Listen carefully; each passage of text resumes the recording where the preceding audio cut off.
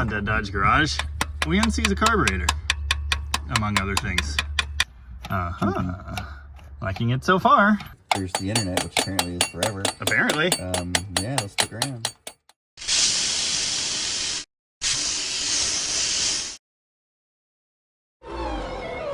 Did you know that we sell Dead Dodge Garage merch at deaddodgegarage.com? Well, we do, and the hats are even clean, so check them out. Thanks. This is a 1971 Plymouth Fury Grand Coupe. Yes, Grand Coupe. 4 doors. Don't ask. Admire the horrible paisley top. It also has this crazy sunken in back window design, like a dart. The Fury, of course, Plymouth's full-size car from 65 until, I don't know, the 70s sometime. Have I mentioned that I'm not a C-body guy? I feel like I have. There's more paisley in here. There are also some smells. Like the Sport Fury, the Grand Coupe is equipped with this fancy hideaway headlight setup, which is really neat. This grille with the crosshair and straight across design is $71 only. Here's the electric motor that makes that work, which appears to be the same piece that was used on late hideaway headlight Chargers. This car is equipped with a super special, super rare option, headlight washer wiper system. This is Trev. Trev is a C-body guy. It's kind of weird, actually. It's really into him for some reason.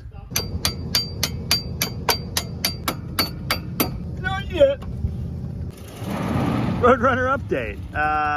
The front brakes work, but they don't stop working, so I guess it's a... Oh, hey, your sure grip. Yeah, not so much.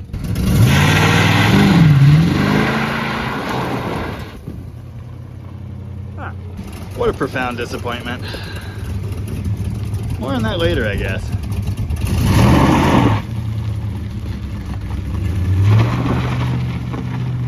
Anyway, what was I doing? Well, the carburetor's been stubborn so far, but went ahead and restored the AC compressor. This particular Fury is a great representative of the breed from this time. Humongous fuselage-style boats. Curvy sides, but straight, simple lines. Lots of weight. There's some neat styling touches, like these taillights, and the aforementioned goofy roof. I once owned a 72 Fury 4-door. While not the same, it also really wasn't all that different. It was just about the same here in the engine compartment. This car, like the 72 I owned, is powered by a 362 barrel. Not a lot of engine for quite a bit of car, is it? Being the inaugural year for the 360 though, it's actually kind of special. Despite having a 2-barrel carburetor on top, if you look here in this neighborhood, you might be able to make out the letter J. These are the same heads that were on the late 340s. This is sort of a Trev operation. Trev being one of my coworkers here at Rocket. And he actually got a jump on this thing, making sure the crankshaft turns slightly, and then pulling out the plugs and soaking all the cylinders down with some Marvel. That's a step I almost never bother with. So that's where we're at now. The plugs are back in it, and I'm working on unsticking the carburetor. We do have a bit of a problem here. Radiator would be nice. Seems to be something missing from a lot of our projects lately. But Trev has taken the liberty of looping the transmission cooling lines, so if it does fire off and we put it in gear, it probably won't puke the transmission fluid all over the ground, so that's great. It does unfortunately mean we'll be really limited in flight time on this car, but we might be able to get it to move anyway. If the 360 wants to cooperate, that is. Electronic ignition came to all models in 1973. Being a 71, this still has the same old points distributor, so I'll probably have to get in there, clean the points, and make sure they do the thing they're supposed to do. Okay, we're getting places. I'd hoped just showing that thing its replacement would make it cooperate, but no such luck, so let's change the carburetor for one that does stuff. In case you can't tell, it's hot today. So I took the extreme step of applying some sunscreen, which is great, except I sprayed it all over my glasses, so now I'm blind. Apparently this car has been sitting for 20 plus years in the Banks, Oregon area. I don't necessarily know where that is, but it's still the Pacific Northwest, so, you know, rust. It could be worse.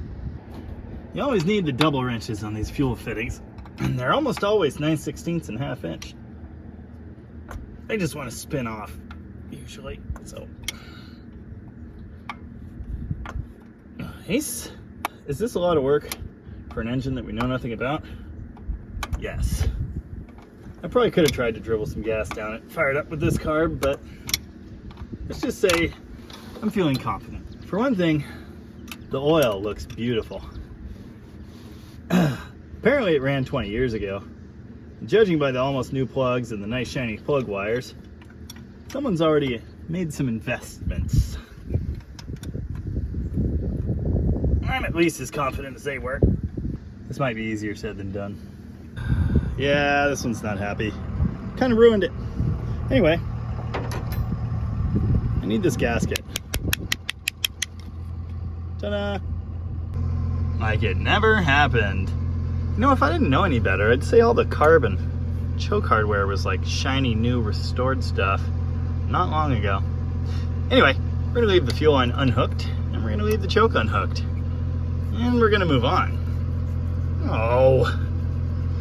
Stole the winch battery from Tom's car trailer. I'm sure he won't mind. Battery tray's kind of more of an idea at this point. I'll also admire that the battery cables are red and red. Well, it's way more minutes later than I'd ever care to admit. And it's time to give up and say I know nothing about C-bodies. Except, of course, I already said that. Anyway, the amp gauge and main power wiring is totally different from an A, B, E, and basically there's no power getting into the car at all. So we've got no key power, no starter cranking, no headlights, no wipers, no nothing. Everything looks all normal and fine, but there's supposed to be a heavier gauge black wire going in the firewall connectors down there someplace to power the car, and it's just not here. So yeah, I'm out of time to try and figure that out. Anywho, in the course of testing all that, I did this.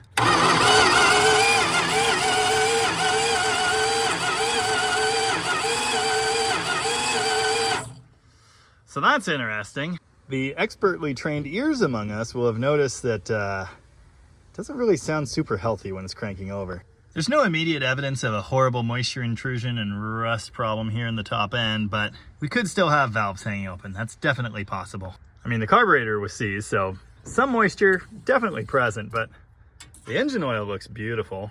And again, Trev even pre-oiled these cylinders, so if anything, we should have extra compression, not missing compression. On my recent Polera revival video, which actually got a lot of views, very interesting, several people asked me why I didn't do a compression check to try and figure out what was wrong with the engine. Well, for one thing, what was wrong with that engine was the crank wouldn't turn anymore. But for another, by turning the engine with the starter, with all the plugs in, you can listen to it and tell if it's cranking evenly or not.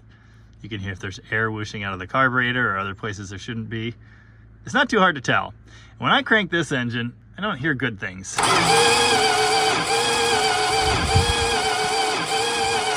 It's actually getting better, but there's a distinct skip in there, so I'm sure we're gonna have one hole that doesn't want to play ball. At least until it fires up. Sometimes when they fire up, they magically come back. I don't know why we keep putting these cars farther and farther away from the toolbox. I walked all the way in here to find a file for the points. That'll work. We need a file to clean the connection in the breaker points. Currently, they are touching in the closed position, but there's no conductivity between the two. And I know that because when I take this wire and touch it to battery positive, which is the red wire, not the red wire, there are no sparks. However, when I take my trusty flathead screwdriver and, as I described in my Mopar ignition systems video, just start stabbing around in the points area, sparks happen. So, again, no contact between the points. We need to clean up. Did you know C-bodies are large and it's really hard to get back here? I think that's why they usually have big blocks. Distributors in the front, you know. Anyway, I'm gonna open the points, put the file in here, and give them a little scrub. But I need 2 hands. Well, that took a good bit of scraping and mild violence. But now we've got sparks. Note that this hot wire is just running to the input side of the ballast resistor and then putting power to the coil through that. So we shouldn't cook the points. The coil should be happy with that situation. They don't necessarily start the best this way, but it's kind of the best we can do right now. On a Mopar, voltage to the coil is limited by the ballast resistor. It does this to save all the ignition components, the points, the condenser, the coil. They all want to operate at a lower voltage than 12. However, during starting, the starter pulls so much power away from the battery that that voltage would, in some cases, not be enough to let the car start. So, there's a circuit called ignition 2. That's key power that goes directly to the coil. Unfortunately, we don't have a working key. We don't have a working ignition 2. This will hopefully work. It usually does. If, while you're doing these tests, you are getting little sparkles in there, in all likelihood, your coil is fine. However, you can't check that. And the way to verify that is with the coil wire sitting near the ground, open the points. And you should get a nice satisfying snap sound. And a little lightning in there if you can see that. Spark from this kind of sorry set of ancient points seems to be a bit of a hit or miss proposition, but unfortunately, I don't really have the time to change them out. Let's see if it wants to do stuff. With any luck, this thing will want to cooperate more than the last white Mopar I tried to start on the channel. But we'll see. I'm still not expecting a full 8 happy cylinders. Don't go down there. Man.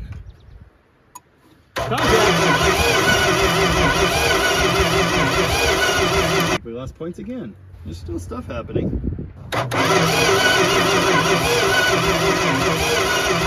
Yeah, it's sounding like just one bad cylinder now. I'm good with one bad cylinder. Good news, please.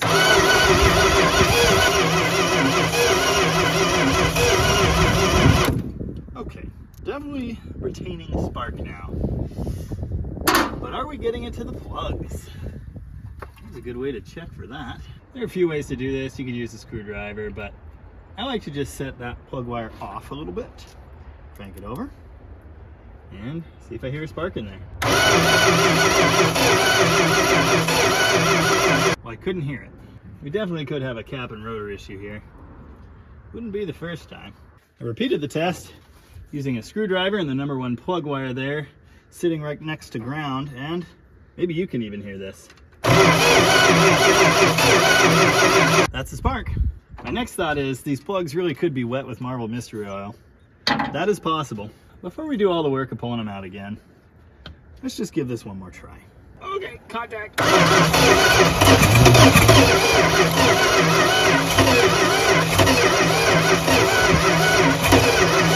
More fuel. I have not verified timing here. You could be wrong. That wouldn't be the first time either.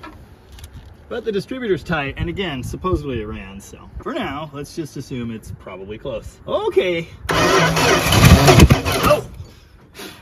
Well, you know what assuming does.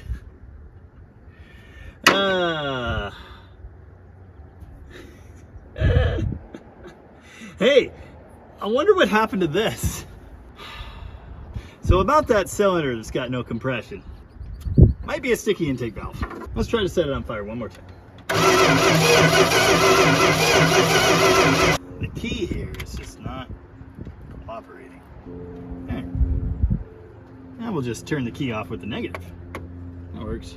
Come on. For a second there, it sounded like that weak one was going away, but it is still there.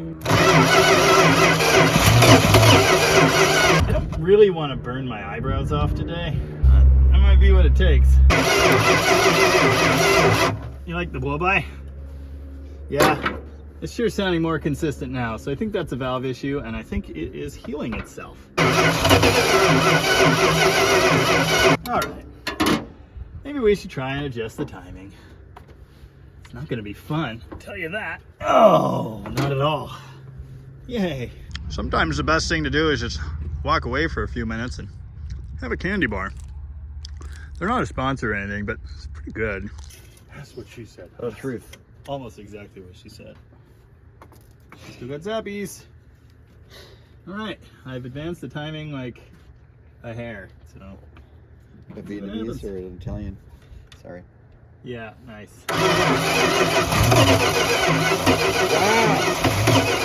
Might just be really, really thirsty. I think it's thirsty. I think it's really 360s thirsty. are thirsty.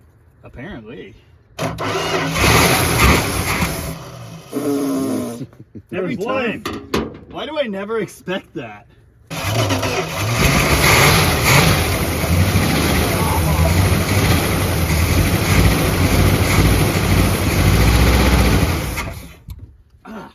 Found your Marvel mystery oil. It's a runner.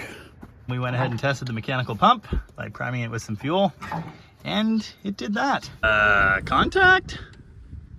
Contact. It idles!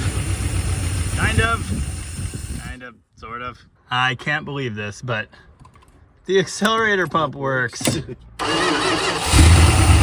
Actually, it sounds pretty decent.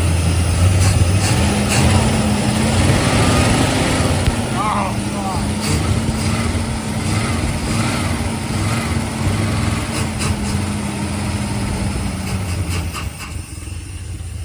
Well, that was wishful thinking. Pretty sure my hair is all full of that stuff too. Here's what we need. Anybody thirsty? It's lemonade flavor. But will it do stuff? If you died? Yeah. He's allergic to bees and got stung. That is not good. Okay. Check the training fluid. I guess you really can't, can you? I sure did. There's red stuff in there. Oh, There's black stuff in the dipstick. Yeah. It's got to fill up the torque converter and all that fun stuff. It'll go. As soon as Jamie touches it, it'll be fine. It'll go. It was All locked in right. the park. I couldn't get it out. Jamie just walked in. Nope, that's fine. He does that to me all the time. It's like, what the fuck? I don't know, Trav.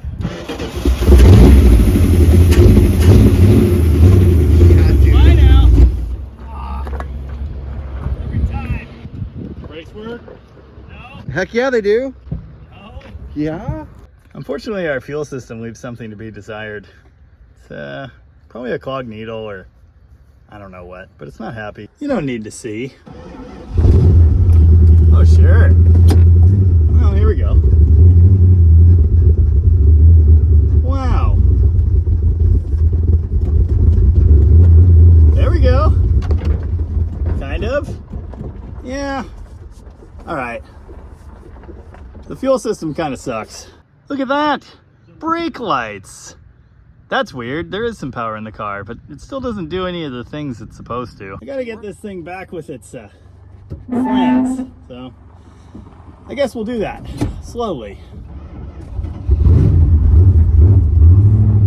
Oh, here we go. Man, this is a sweet running 360. Oh, we do have half a brake. This is awesome. Don't do that. Sometimes it runs really good. Here comes the fuel system now. Oh, you filling the bowl? Awesome. Might run for like 18 seconds now.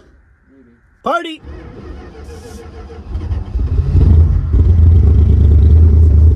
Oh yeah.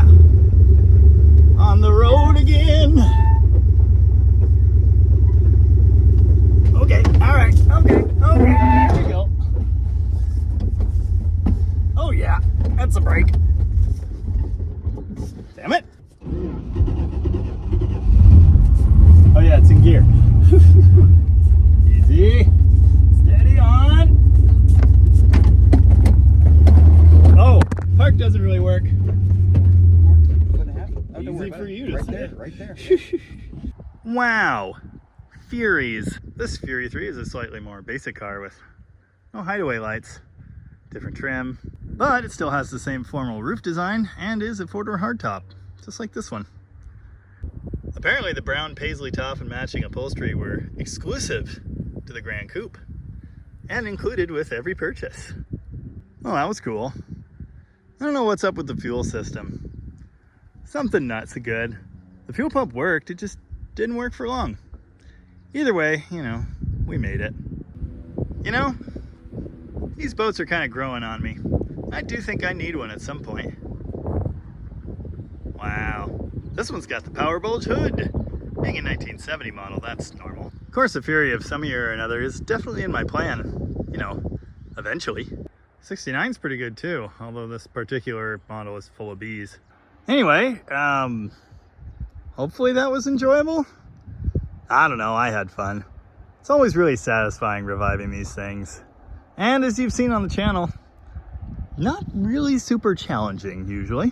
You show me a classic Chrysler engine with a crank that turns, and I'll show you a running engine, with occasional exceptions. Now I hate to disappoint anyone who thinks this looks like a viable restoration candidate.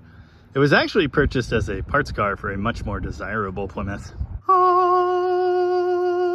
Wow, cool stuff. Although now it's kind of seeming like a decent car in its own right. Yeah, if I were to have one of these, I think it would need to be the 2-door variety. And ideally a 70. And ideally with the right engine. Trev's got enough to share. Anyway, as ever, thank you very much for watching. I really appreciate that. My videos have been getting all kinds of views lately, and we're almost at 13,000 subscribers as of this particular moment, so that's exciting. Thank you very much for joining. And maybe next time we'll do this. A white Chrysler product from the 60s or 70s. Yeah, that's totally unique. Yeah, I'm tired.